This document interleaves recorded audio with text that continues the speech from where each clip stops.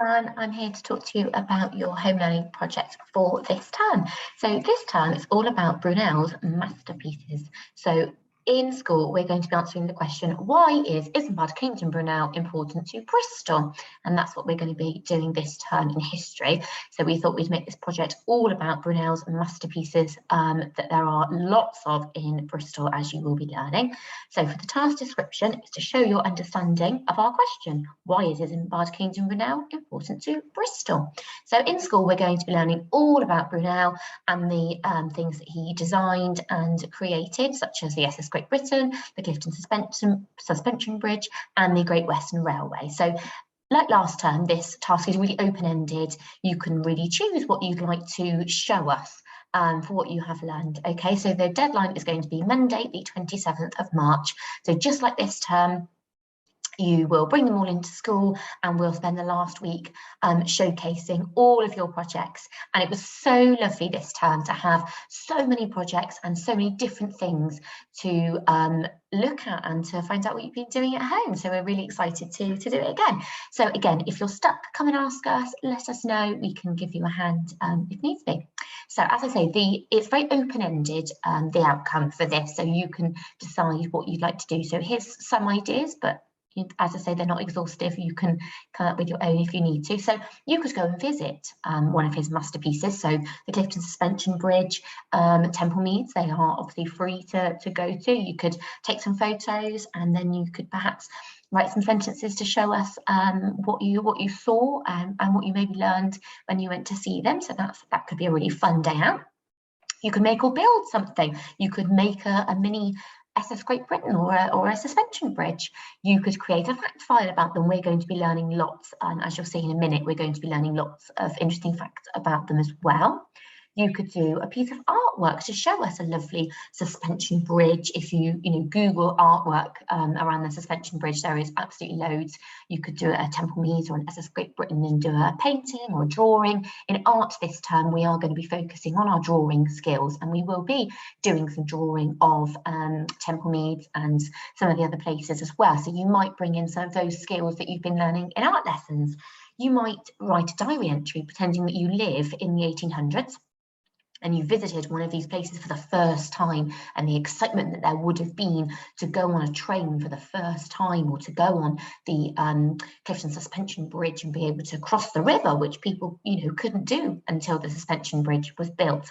So you might pretend that you're living in the 1800s and you're going to one of these places for the first time, and how exciting that would have been. And we'll spend lots of time in our history lessons talking about why that would have been so exciting back then, and how much it really changed people's lives and the way that people travelled in and around Bristol.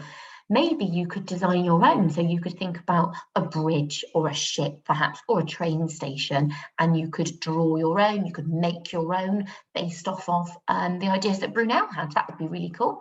We're going to talk a little bit about as well the sort of grand opening of these places and how exciting it would have been to be invited to the opening of the suspension bridge for the first time, back then as well. Very, very exciting. And we will talk about invitations quite a lot this term. So maybe you could do an invitation to come on the SS Great Britain for the launch for the first time. So that's just some ideas there of some things that you might do. So there's a little bit of background information about Brunel, and then you'll see underneath when I scroll down in a second that we've attached the knowledge organizer, which we'll be using in school as well.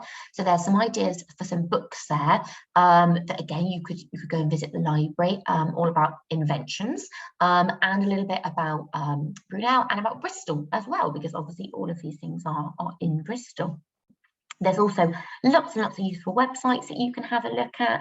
Make sure you ask for permission before you use the internet, but there's some really good ones there. Some of those we will be using in school as well, so they'll become familiar to you. And as I say, YouTube is always a great one. There are lots of virtual tours on there to sort of go around. If you can't get out and go to some of these places, you can certainly have a look on YouTube, and people have filmed lots of videos of them going there. So there's some ideas here of how you might build your own, perhaps. There's a little fact file there about the Clifton Suspension Bridge. Somebody's made a little poster with all the sort of key facts on. As I say, maybe you'll write a diary pretending that you are living in the 1800s and you're going to one of these places for the first time. There's a piece of artwork there of Temple Meads where somebody's used their drawing skills and painting. So that's an idea, and an invitation, which we've talked about, and a little photograph there. Maybe you're going to go to one of these places, take some photos, and have a nice little family day out, perhaps.